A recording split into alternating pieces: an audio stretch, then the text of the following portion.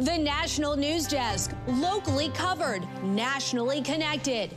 This represents the greatest victory for patient affordability in the history of American healthcare by far, and every single American will benefit. Slashing prescription drug prices, the savings that could help millions under TrumpRX. Video footage turned out to be critical, and it was primarily residents' video footage. The Brown University shooting suspect found dead and now accused of another gruesome killing. His higher education ties now in question. Plus, TikTok deal done. After a years-long saga, the new owners and the crossovers now coming to light.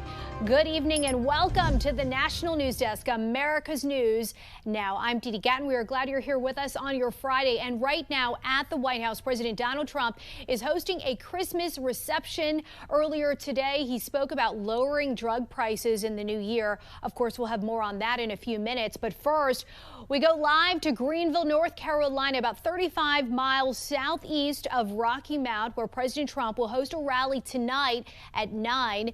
The president's focus, the economy. Rocky Mount is also a part of a newly drawn House congressional district. North Carolina is one of the states to redraw their congressional maps. Republicans hope to gain a seat in the U.S. House of Representatives in next year's midterm elections. And new tonight, a massive trove of documents related to Jeffrey Epstein is now public, released today by the Department of Justice. Today is the deadline under a law signed by President Trump. Deputy Attorney General Todd Blanche said hundreds of thousands of files would come out today and more in the coming weeks. Several Democrats say this delay violates the law. The law does allow for some exceptions, like for protecting victims' identities. The files contain photos, including images of former President Bill Clinton with Jeffrey Epstein and his accomplice Ghislaine Maxwell, along with videos, call logs, grand jury testimony, and interview transcripts. Many documents are redacted and some were already public. We will keep you updated about the contents of the files as we continue to review them.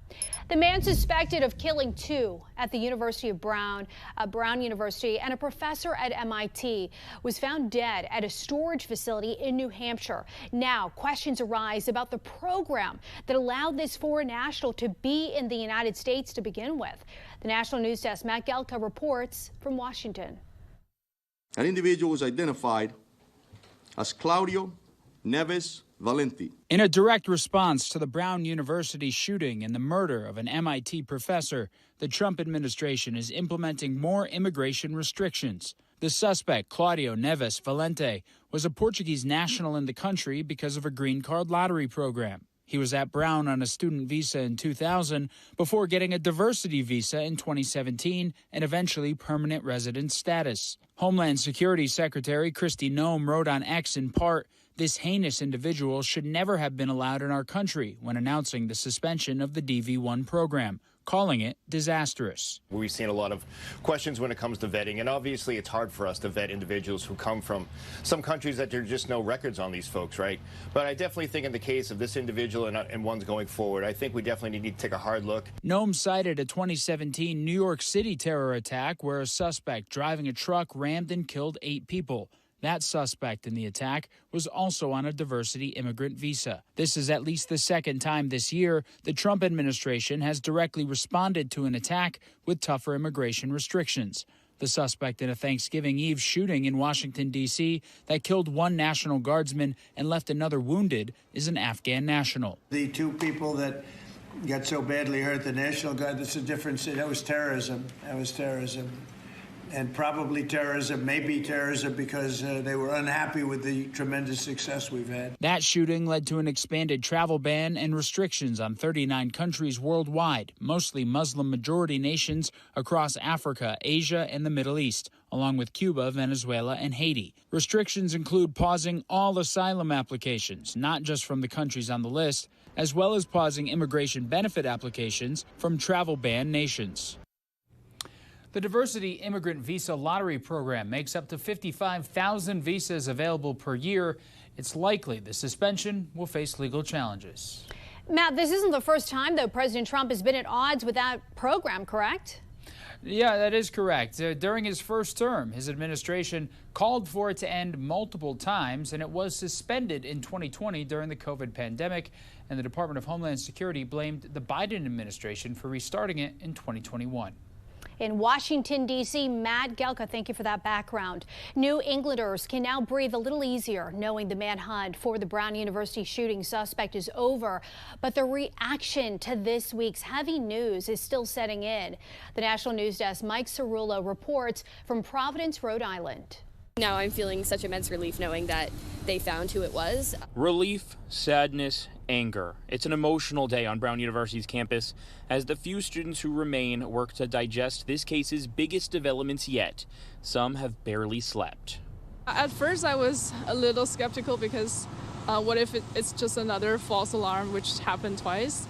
But I was hopeful because third time's a charm. Police believe former Brown student Claudio Neves Valente acted alone. Investigators tracked the Portuguese national to Salem, New Hampshire, where he died by suicide inside a storage facility. Police say a tip from a Reddit user seen here following Neves Valente hours before the shooting helped them crack the case. And that person led us to the car, which led us to the name, which led us to the photographs of that individual renting the car. He stepped forward and said something, and you never know, like the smallest things can be helpful to the police. So while we now have some answers, there are still several unknowns. The biggest, why? What was the motive? It's still a lot of things that I don't understand, so I wish we can get more answers on those soon. Because we don't want, our fellow students to their tragedy to just be, again, like another blip in the news cycle. Thousands of people in Clackamas County, Oregon, south of Portland, are under level 3 go now evacuation orders. Look at your screens right here. The Clackamas River has reached major flood stage and is approaching major flood status at nearby Oregon City. Thousands more are under level 2 BSED warnings, meaning they will have to leave at a moment's notice if conditions worsen. You can see right here as we zoom in the dramatic rescue earlier today of a father and 5 children there from that truck that was stuck in the waters of the quickly rising Balala River. Multiple emergency agencies came to assist when moment meet everything. All 6 passengers were put on a raft, taken to safety. 3 other people living in tents off the river also rescued today by the Clackamas Fire Department. They said they woke up to rising waters and one of the tents was washed away. New developments. Milwaukee County Circuit Judge Hannah Dugan now awaits her own sentencing after being found guilty by a jury of her peers of felony obstruction. She was acquitted on a second count of concealment. This all stems from an incident last April when Judge Dugan was set to hear a case involving an illegal alien from Mexico who was charged with battery. After learning immigration agents were coming to arrest him, she confronted them. After they left, Dugan escorted him and his attorney out of a back door to the courthouse. Dugan's lawyer says the verdict is disappointing and plans to appeal. Dugan faces up to 5 years in prison.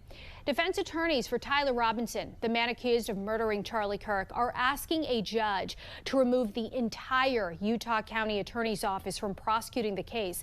They argue there's a serious conflict of interest because a family member of a prosecutor was present at Utah Valley University when Kirk was shot and killed. They claim the prosecutor got real-time text messages from the family member during the shooting. The defense makes a compelling argument to the degree that it's a family member of someone that is that's within that office that witnessed this. And this was a tragedy and is very impactful. On the other hand, the state is saying this witness is not significant to the prosecution of this case.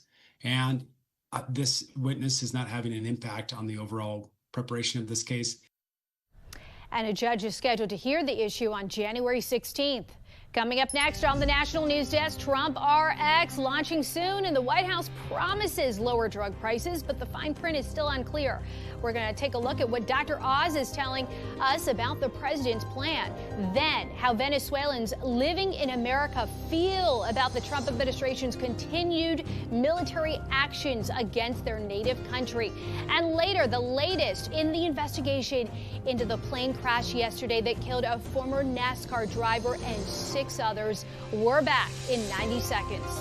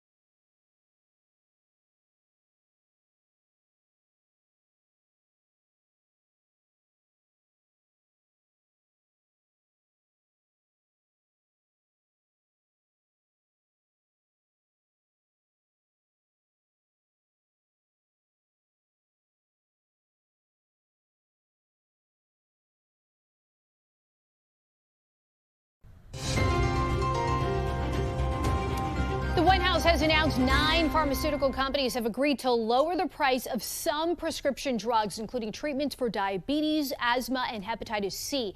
They're set to be sold through the new website, the new TrumpRX website, that is launching next year.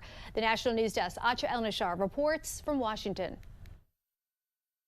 In his effort to lower the cost of living, President Trump promising massive price reductions for certain prescription drugs. 14 out of the 17 largest pharmaceutical companies, but they've all agreed, have now agreed to drastically lower drug prices. These lower prices are for patients purchasing directly through TrumpRX, this new website launching in January. TrumpRX is an opportunity for us to provide transparency in the pricing. No longer do you have to guess what that medication costs and are you getting taken advantage of. The TrumpRX price could always be valid for out-of-pocket, but many insurance companies will be covering it. Many pharmacists say TrumpRX could hurt their business and their patients. The CEO of the National Community Pharmacists Association says direct-to-patient programs can be dangerous. A website can't counsel patients, recognize other potential health risks, or follow up to make sure patients are taking their medicines at the right time and in the right amount. Like recent agreements between the Trump administration and pharmaceutical companies, the specific terms remain classified. The CEO of Merck tells us it's to protect their competitive edge. And to respect that competitive environment, I think it's important that certain elements of the agreement stay confidential. But Democrats on the House Ways and Means and Energy and Commerce committees are demanding answers, sending letters to AstraZeneca, Eli Lilly, Novo Nordisk, and Pfizer, with questions like how long these new prices will be in place, and on which countries they're basing benchmark pricing.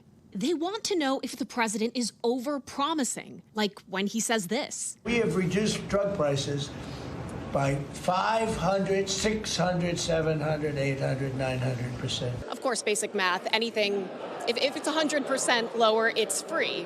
Why is the president using those numbers? We joke about this all the time. And he's in on the joke. It's a way that he expresses, I guess, his real estate terms, how you think about pricing. But in most of these drugs, we're dropping them about a third. In Washington, I'm Atra El-Nashar reporting. And the number of people killed since September in the U.S. military strikes against alleged drug smuggling boats is now up to 104. In a post, U.S. Southern Command announced lethal kinetic strikes on 2 boats in international waters yesterday, moving through known narco-trafficking routes and operated by designated terrorist organizations. According to the post, 5 narco-terrorists were killed. Venezuelans living in America are expressing mixed feelings about the Trump administration's military actions against their native country. We spoke to the owner of a Venezuelan restaurant in Las Vegas who immigrated to the U.S. to escape the Maduro government. He said he supports some military action but worries about people's safety. So I got too many family there, and yes, we don't know what's going to happen. President Trump says he's not ruling out war with Venezuela. In a phone interview with NBC News, when Trump is asked about possible military action, he says he doesn't discuss it, but confirms it is a possibility. The administration has been heaping pressure on the South American nation, seizing oil tankers, striking drug boats in the Caribbean, and threatening land strikes. And it's not just military pressure. Today, the Treasury Department announced another round of sanctions against relatives of Venezuelan President Nicolas Maduro. Treasury Secretary Scott Bessent said sanctions were imposed on people who support Maduro's, quote, rogue narco state. The goal is to stop the flow of deadly drugs into the U.S. Developing now, White House Special Envoy Steve Witkoff meeting with advisors from Ukraine, Germany, France, and the United Kingdom to go over a possible peace agreement to end the war with Russia. Speaking to reporters today, Secretary of State Marco Rubio says we have to remain patient for a final agreement from both sides. There can't be a peace deal unless Ukraine agrees to it. And there can't be a peace deal, of course, unless Russia agrees to. But remember that. Any peace deal is one that Ukraine has to agree to. Because they're a combatant. If Ukraine says we don't agree to it, there won't be peace. So our job is not to force anything on anyone. It is to try to figure out if we can nudge both sides to a common place. And guys, in a conflict like this, in a war like this, that's not easy. It takes a lot of time. We're going to have some patience with it. Right now, two sticking points remain: security guarantees for Ukraine versus dropping NATO admission, and land concessions Russia once recognized that Ukraine has long rejected. TikTok has signed an agreement to sell its U.S. assets to American investors. According to an internal memo, the deal is expected to close on January 22nd. Oracle and investment firms Silver Lake and MGX will each own 15% of the U.S. entity. The deal follows years of efforts to force TikTok's Chinese parent company ByteDance to divest its U.S. business to address national security concerns. Also, we've learned Roblox is being sued by the Tennessee Attorney General, who claims the company puts profits over child safety. According to the lawsuit, Roblox has deceived users for years about the serious safety risks its gaming platform poses for kids. A Roblox executive responded to the suit, saying the platform is built with safety at its core, and it strengthens its protections every day. Consumer alert: Ford Motor Company has issued a new recall, this time covering roughly 270,000 electric and hybrid trucks and cars. Certain F-150 Lightning BEV trucks, Maverick pickup trucks, and Mustang Mach-E cars among the recalled vehicles. According to the National Highway Traffic Safety Administration, the integrated parking module may fail to lock when drivers shift into park, creating an increased chance of rollaway and crashes. As of November, Ford already had issued a record 134 separate recalls of its vehicle fleet in 2025 alone. We have reporters all across the country in your neighborhoods covering issues that matter to you. We are taking the pulse of America, and we start in Utah, where a family says their neighborhood is being terrorized by masked troublemakers. In the last month and a half, one family has endured masked boys banging on their door, their window at 3 a.m., and most recently, a streaker.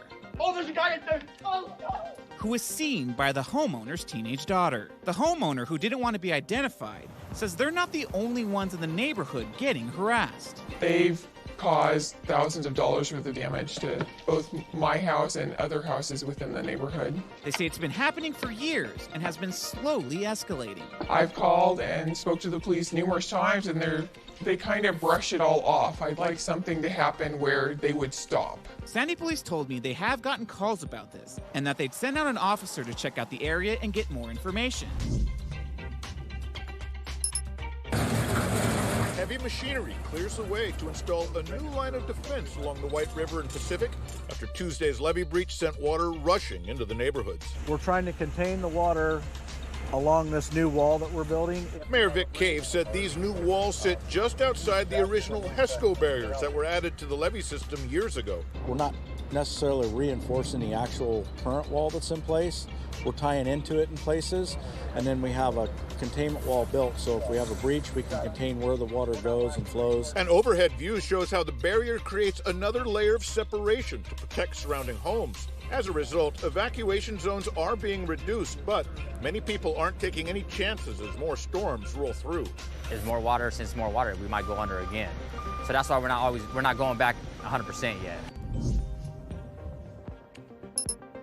Stepping into Melissa Frederick's home is like walking into a winter wonderland. Her home shines with holiday magic because Christmas is about more than just decor to her. Oh, I love it. Absolutely love it. Her mom died when she was young, and after her dad passed away a couple years ago, Melissa turned her parents' grief into giving, starting Giving Christmas Spirit, a nonprofit that makes sure every family gets to experience the joy of the season. They get Christmas trees and ornaments, lights, stockings. We even provide like stuffed animals and books, like everything that you would need to celebrate the holidays. Over the weekend, they filled 2 U-Hauls with donations Melissa collects all year. At the Baca Community Center in Round Rock, they transformed the space with trees, lights, ornaments, books, toys, even a visit from Santa, so Central Texas families could take home everything they need to build their own Christmas magic. Coming up next, those who knew the former NASCAR driver who was killed in a plane crash yesterday, Greg Biffle, reflect on what he meant to them. We'll be right back in 90 seconds.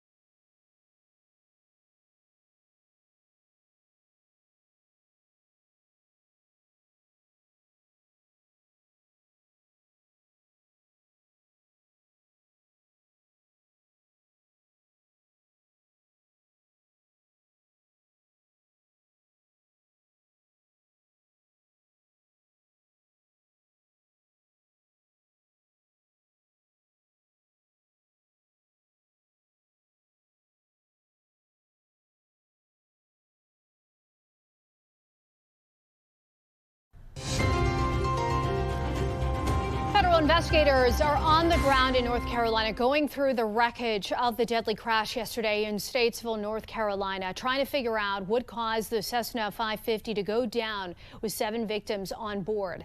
Among the dead, former NASCAR driver Greg Biffle and his family.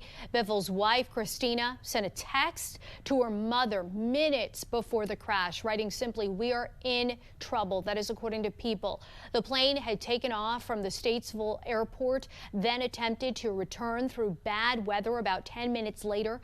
Greg Biffle, who lived in North Carolina, grew up in Washington State and still had strong ties to the Northwest racing community. The National News Desk Jackie Kent spoke to those who knew him and reflected on what he meant to them.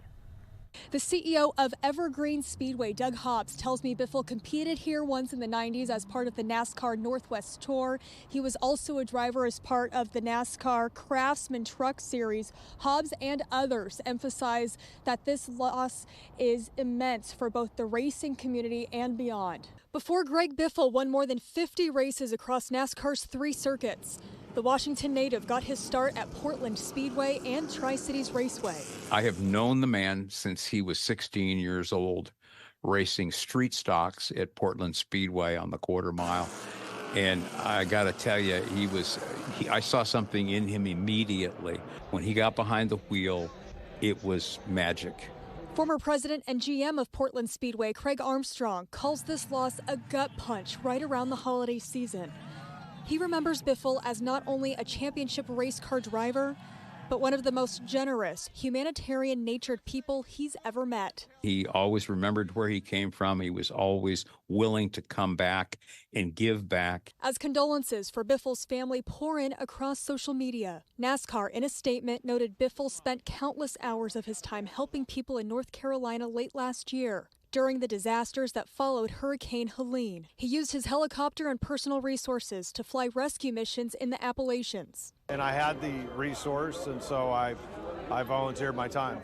Saving lives and literally getting some people out of harm's way. Biffle was 55 years old. Armstrong emphasized the retired racer's lasting impact in the Pacific Northwest. But I think what would honor Greg more than anything else is to emulate him in service to humanity.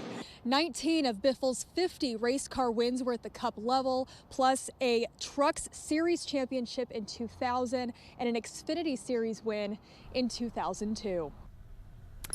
What an incredible life, especially in North Carolina, home of NASCAR. Coming up next here, how penguins in the wild are able to take thousands of naps a day and why they do it. We'll explain after this.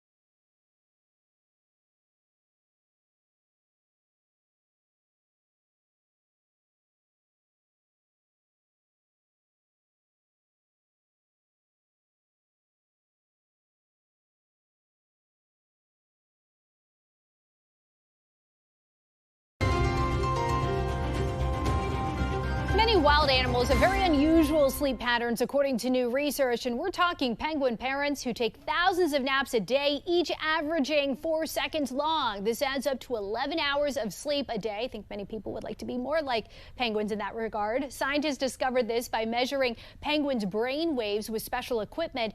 Extreme sleep patterns, though, like this, they allow animals to survive in challenging environments. Also tonight, a lemon-shaped planet has been discovered. Look right here at an artist's rendering and an animation of this planet orbiting a star. Scientists spotted the Jupiter-sized gas giant in the James Webb Space Telescope. The planet is lemon-shaped because it's so close to its star that gravity is changing its shape. The finding was described in the Astrophysical Journal Letters, and it is remarkable just to look at it. That's going to do it for us for this edition of the National News Desk. I'm Dee Dee Gatton here in Washington. Thanks for watching. Have a great weekend. We'll see you tonight at 10.